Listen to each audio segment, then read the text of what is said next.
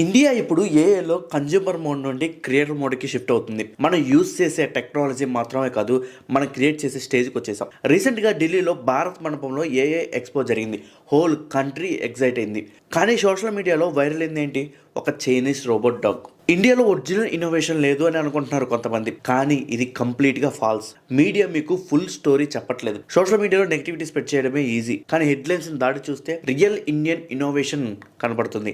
First, Indian ISRO develop చేసిన humanoid robot Gaganyaan మిషన్ల కోసం డిజైన్ చేశారు. హ్యూమన్ లా ఇంటరాక్ట్ అవ్వగలిగే ఫీమేల్ రోబోట్ ఇది. కేరళలో జెన్ రోబోటిక్స్ క్రియేట్ చేసింది. ఇది మ్యాన్ హోల్ క్రియేట్ చేయడానికి యూజ్ చేస్తున్నారు. మ్యాన్ హోల్లో ఎక్కువ చెత్త పెరిగిపోతే ఈ టెక్నాలజీతో శుభ్రం చేయొచ్చు. చాలా స్ట్రాంగ్గా పనిచేస్తుంది. Third, Manav and Achyut. India's first 3D printed humanoid. Manav international లెవెల్లో ఇండియా ఫ్లాగ్ని ఎగరవేసేటట్టు చేసింది. అచ్యుత్, ఇవి టాయ్స్ కాదండి, ఇవి అఫోర్డబుల్ ఇంజనీరింగ్కి live example. India AI brain గురించి మాట్లాడుకుందాం. ఇండియాలో ఒక పవర్ఫుల్ స్టార్టప్ ఉంది, సర్వం ఏఐ. ఇది మన own Indic AI models develop చేస్తుంది. అంటే రోబోట్స్, యాప్ సిస్టమ్స్ డెవలప్ చేస్తుంది అనమాట. తెలుగు, హిందీ, తమిళ్ లాంటి ఇండియన్ లాంగ్వేజ్లో వర్క్ చేయడానికి ఈ సర్వం ఏఐ ఉపయోగపడుతుంది. వాయిస్ అసిస్టెన్స్ ఇస్తుంది. చాట్ బోర్డ్స్, ఆటోమేషన్ సిస్టమ్స్ మన లోకల్ లాంగ్వేజ్లో పాసిబుల్ అయ్యేటట్టు చేస్తుంది. ఇది ఇండియాకి బిగ్ గేమ్ చేంజర్ అనమాట. ఇప్పుడు డీప్ టెక్ గురించి మాట్లాడుకుందాం. DRDO and Tech Mahindra border security కోసం రోబోట్స్ డెవలప్ చేస్తున్నాయి. బ్యాటరీ ఫ్యాక్టరీస్, కెమికల్ ప్లాంట్స్ అంటే డేంజరస్ ఏరియాస్లో మల్టీపర్పస్ రోబోట్స్ని రెడీ చేస్తున్నాయి.